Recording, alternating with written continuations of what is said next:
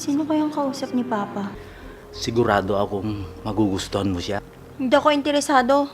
Ayoko. Sino sila? Nandyan ba si Robe? Ito na ba yung sinasabi ni nanay? Hi, lovely. Crush ko siya, dati pa. Ba, si Mama yung crush mo? Siya yung nakatuluyan mo, di ba? Ang ganda nga ni Mama noon. Maganda ang mama mo. Kilala ko siya. Kahit wala na siya dito, hindi ko siya nakakalimutan. Dahil sa akin, nagtalo patuloy kayo. Sa susunod, huwag kayong pumapasok sa kwarto ko. Bakit nasa iyo yung tasa ko? Pati ba naman yung mga gamit ko? Pinapakailaman niyo pa? Huhugasan ko lang saglit. Bigay ko na yun sa'yo. Ginamit mo na eh. Mag-iingat ka dyan, ha? Oo naman. Ikaw talaga, oh. Sino kayang kausap ni Papa? Ang sese niya. Puntahan kita mamaya.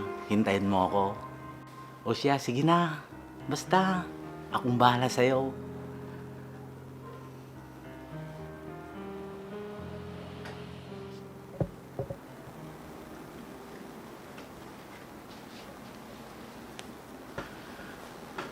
Anak, pwede ba tayong mag-usap? Ano po yan pa?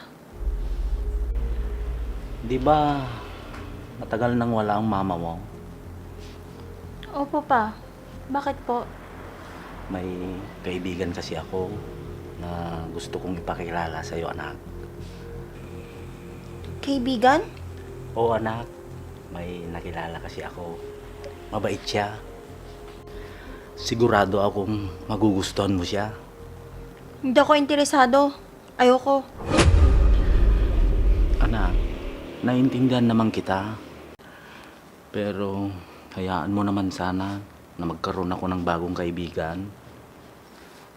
At hayaan mo naman sana ako na maging masaya ulit. Bahala po kayo. Ang sa akin lang, ayoko naman po yung nasasaktan kayo. Kayo lang din po yung iniisip ko. Huwag mo nang isipin yan, anak. Ayos lang ako. Hindi ko naman hayaan na mangyari sa akin yun. Sana nga pa. Basta, ipapakilala kita sa kaibigan ko. Kayong bahala.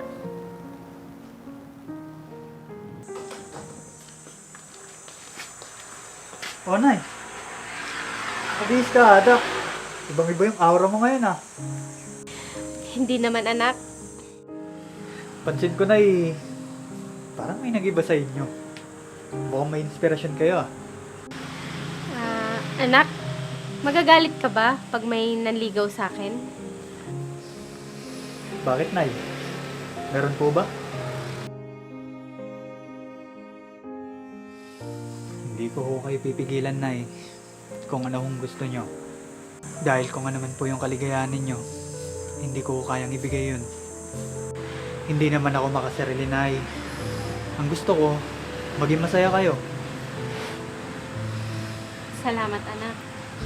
At isa pa, patagal na rin naman pong wala si tatay. Kaya, panahon na siguro para makahanap kayo ng makakasama niyo sa buhay. Hindi pa naman ako sigurado anak. Kasi kinikilala ko pa naman siya. Bakit, Nay? Eh di, may nanliligaw na nga po talaga sa inyo. Natatakot kasi ako. Baka mamaya hindi mo siya magustuhan. Nga dito, Nay. Walang problema sa akin yun, Nay. Basta mabuti siyang tao, okay sa akin yun. Salamat anak. Makikilala mo din siya.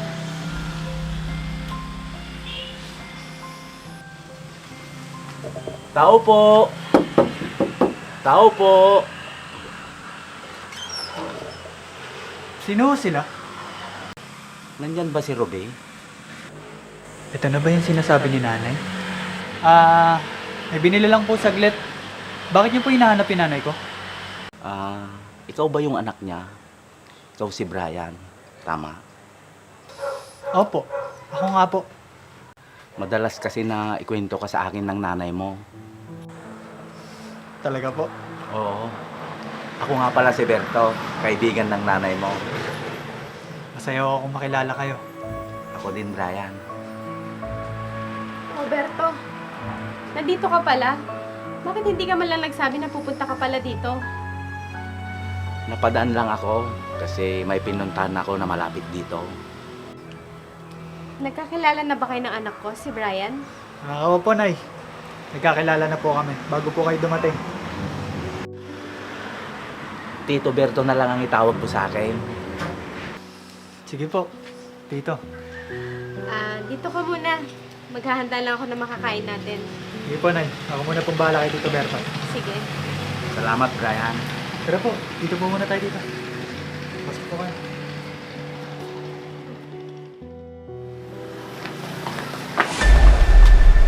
Ano ba yan?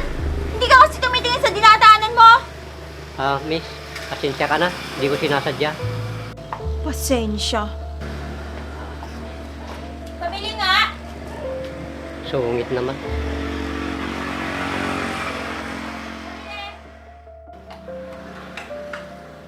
Halika, tuloy ka. Pakilala kita sa anak ko. Upo ka muna.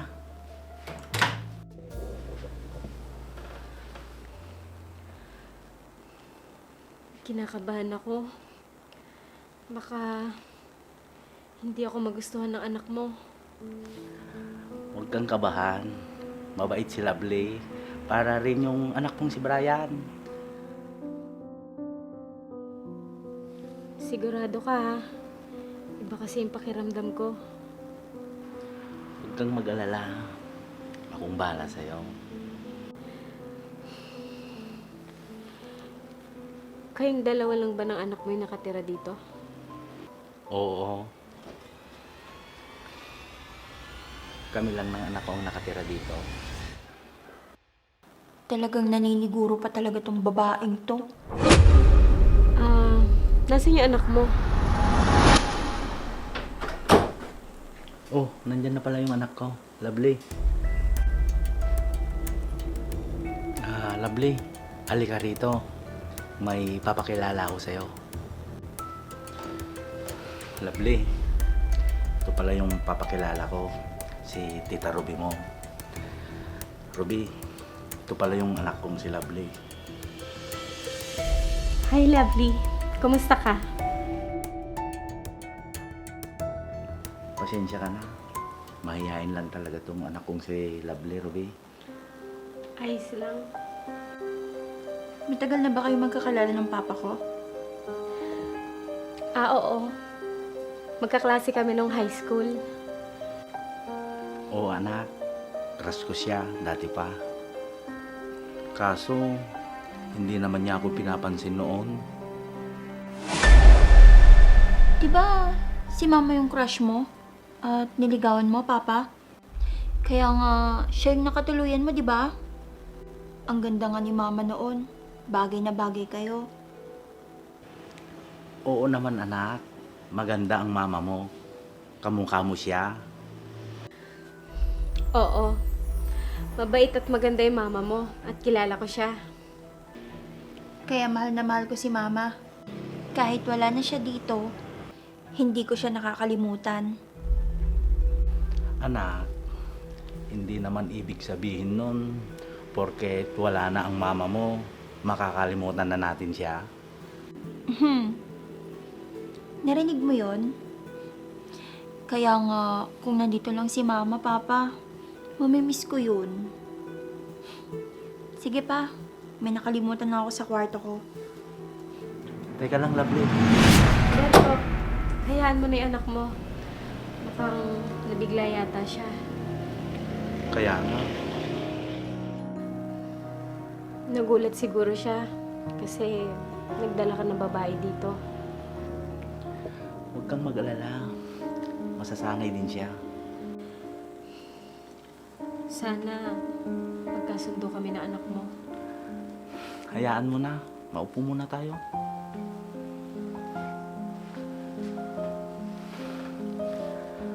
Nabigla lang talaga siguro siya.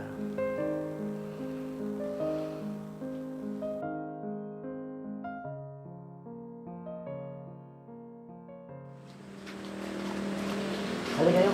Tuloy kayo. Sandali lang, Berto. Bakit, Ruby?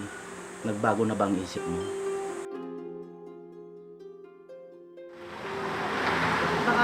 magalit yung anak mo at hindi kami magustuhan. Nakausap ko naman siya at pumayag sa mga gusto ko. Sana nga wala maging problema. Yan na, tara na sa loob.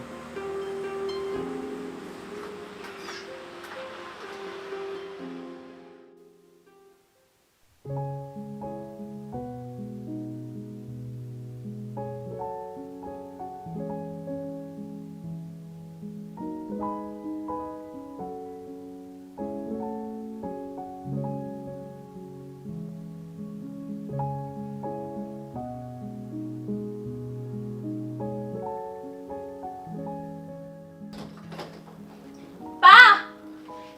Pa! Bakit ka ba sumisigaw, Lovely? Ano bang problema? Sino pumasok sa kwarto ko? At pinakailaman yung mga gamit ko? Wala namang ibang tao na pumapasok dyan ah. Eh bakit wala na yung mga maruruming damit ko? Tsaka naayos ko na yung mga gamit ko. Ano ba pinagtatalunan yung dalawa? Eh, ito kasing si Lovely. May pumasok daw sa kwarto niya. At nagagalit siya. Nawawala daw yung mga maruruming damit niya. Naku, pasensya na kayo. Dahil sa akin, nagtalo pa tuloy kayo. Anong ibig mong sabihin, Ruby? Pinakialaman ko kasi at inayos ko yung mga gamit ni Lovely. Sa susunod, huwag kayong pumapasok sa kwarto ko. At huwag niyong pinapakailaman yung mga gamit ko. Dahil ayaw na ayaw kong may nangyayalam sa mga gamit ko. Pasensya ka na, Lovely. Hindi ko sinasadya. Dapat nga magpasalamat ka, Lovely. Kasi inaayos ng Tita Ruby mo ang mga gamit mo at ninalabahan niya. Kaya ko namang laban yung mga damit ko pa. At sanay ako na walang nangingialam ng mga gamit ko. Kaya kung pwede lang sana, huwag nang maulit to. Lovely! Lovely! Eto, hayaan mo na yung anak mo. Kasalanan ko naman lahat ng nangyari. Hayaan mo. Hindi na mauulit pa. Ayaw kong lumaki na bastos ang anak ko at walang respeto sa ibang tao. Intindihin na lang natin siya, Berto. Baka hindi lang siya sanay na nandito kami. Minsan kasi, sumusobra na rin siya. Intindihin na lang natin siya kasi anak mo pa rin siya. Kung hindi siya nagbago, kakausapin ko na lang siya ulit. Sige, ikaw bahala.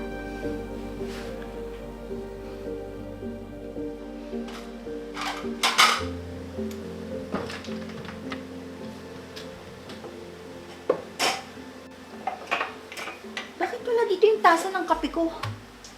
Nasaan na ba kasi yun? Lovely, tara kape tayo. Bakit nasa iyo yung tasa ko? Ay, naku Lovely. Pasensya ka na. Eh, hindi ko naman alam na sa'yo to. Pati ba naman yung mga gamit ko? Pinapakailaman niyo pa? Hindi ko naman talaga alam, Lovely. Pasensya ka na. Mabuti pa ng dalawa pa lang kami ni Papa dito. Maayos at wala kaming problema. Ngayon, wala nang katahimikan tong bahay. Dahil may nakikitira dito. Sige Lovely. Huhugasan ko lang saglit. Hindi na. Sa'yo na yan. Bigay ko na yan sa'yo. Ginamit mo na eh.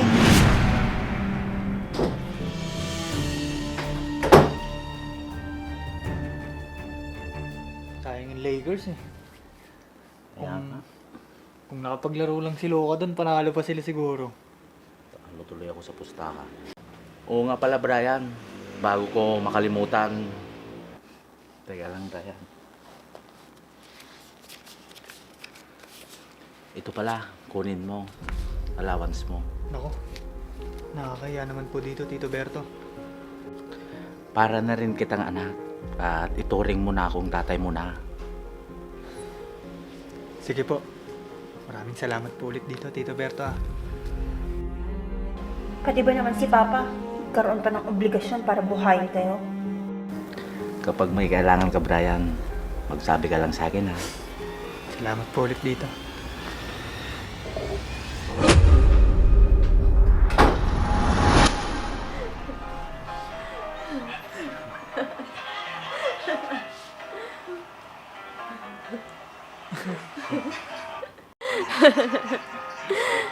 Oh, lovely! Halika, maupo ka dito. Manood tayo ng palabas nakakatawa. Oo nga naman, Lovely. Halika dito, samahan mo kaming manood.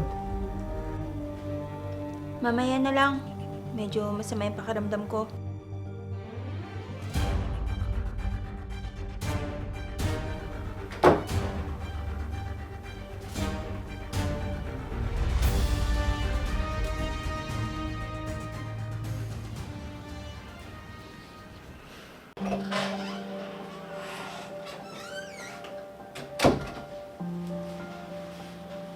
Lovely?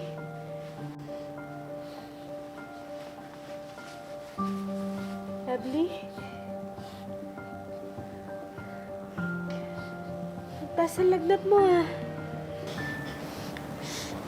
Nilalamig po ako. Nasaan ba yung papa mo? Sandali lang at ikukuha kita ng gamot.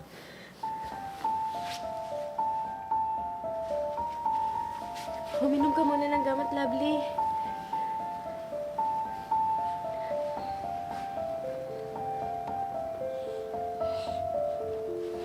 Ito yung gamot to.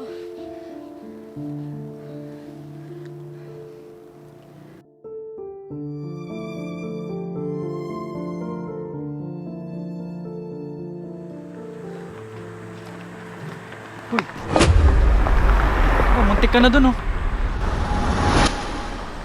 Salamat, Brian. Wala yun. May kabutihan pala sa puso nila Brian at Tita Ruby.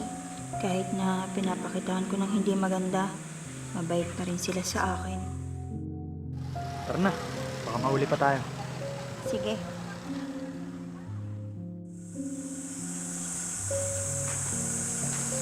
Brian, gusto ko lang sanang humingi ng tawad sa mga pinakita kong pangit sa inyo ni Tita Ruby. Ano ka ba, Lovely? Wala yun. Nahihiya ako kay Tita Ruby kasi akala ko noon ginagamit nyo lang si Papa para pakinabangan. Pero hindi naman pala. Mabuting tao si nanay. Kaya lahat ng binibigay ni Tito Berto, hindi niya tinatanggap. Bakit naman? Dahil ayaw niyang may masabi ka sa kanya. At kahit papano, nagtatrabaho siya. Dahil ayaw niyang umaasa lang kay Tito Berto. Ganun ba? Siguro natakot lang ako na baka mas mabaling sa inyo yung atensyon ni Papa. Kaya naging masama ako sa inyo. Kaya pasensya na kayo. Naiintindihan ka namin, Lovely. Alam din namin na hindi madali para sa'yo na may bago nang kinakasama ang papa mo. Pero kagaya ni nanay, ayoko rin naman maging makasarili. Kaya hinahayaan ko na lang siya sa gusto niya. Hindi ka ba natatakot na baka mamaya nasaktan yung nanay mo? Natatakot. Pero paano ko malalaman kung lang ako ang nanay ko? Kaya hinayaan ko na lang na magdesisyon si nanay. Kaya sinusuportahan ko lang siya sa mga gusto niya. Naging makasarili kasi ako. Mas inuna ko yung nararamdaman ko at hinusgahan ko kayo. Natural lang yun. Wala namang perpekto, di ba? Salamat Brian ha. Kasi kayo yung nakasama ng papa ko. Baka kung iba yun, hindi na nakayanan yung kamalditahan ko.